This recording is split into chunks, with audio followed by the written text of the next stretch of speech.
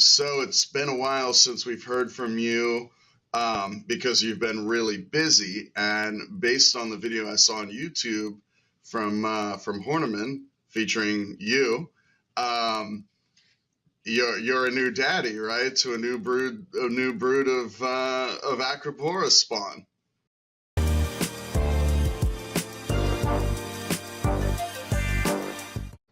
So the spawn went well then.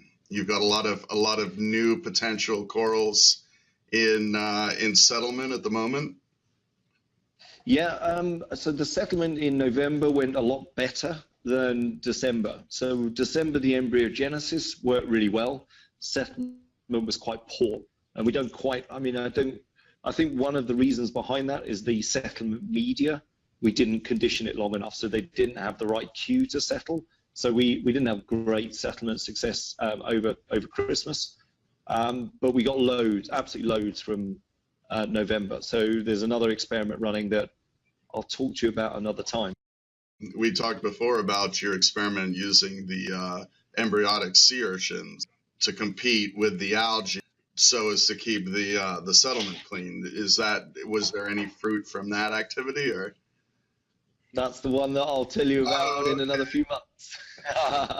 See, I'm very interested in the outcome of. I think this is absolutely fascinating stuff personally. So it's very exciting. I think that will be very interesting. That's been running 9 weeks now, and some good. I won't give anything for another episode. Very good. You'll have to stay tuned. So I do have one question from the coral spawning is. How long from so what are we talking about in time frame? You've got obviously the spawning event, embryogenesis, settlement. What is the time? That time frame is relatively short, right?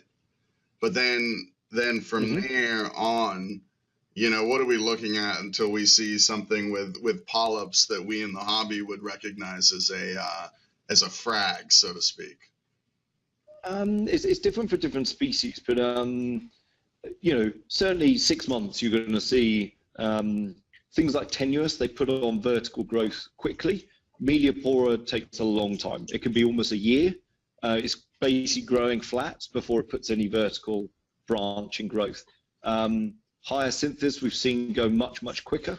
So it's dependent on species.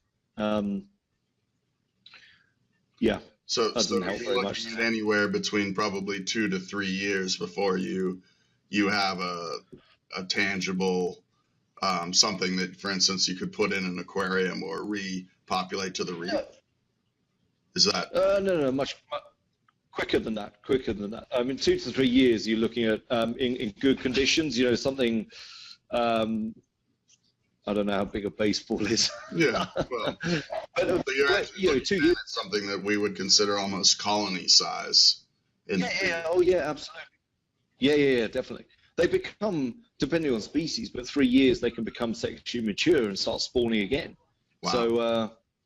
So if this all goes well, in terms of test repopulation areas, I mean, you could be seeing second generations of coral that you've spawned in the lab on the reef, repopulating itself in 3 to 5 years.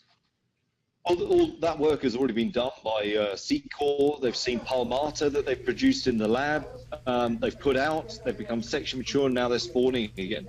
There's been a number of papers on that in both Japan.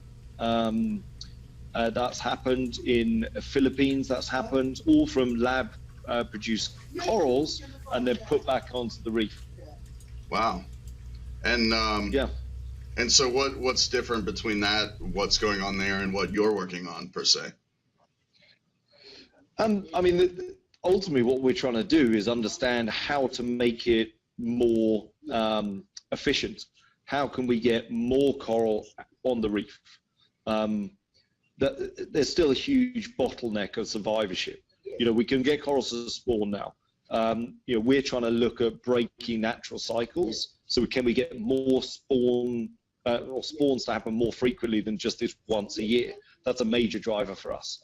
But equally, answering or start looking at some of those questions of increasing survivorship. That's the plan. just learn a lot about the coral spawn and answer that question, which has been in my mind for a while about coral growth. So that's really cool.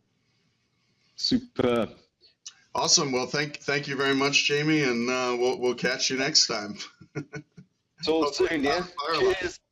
Cheers. Yeah, hopefully without fire off. Yeah. Take it easy.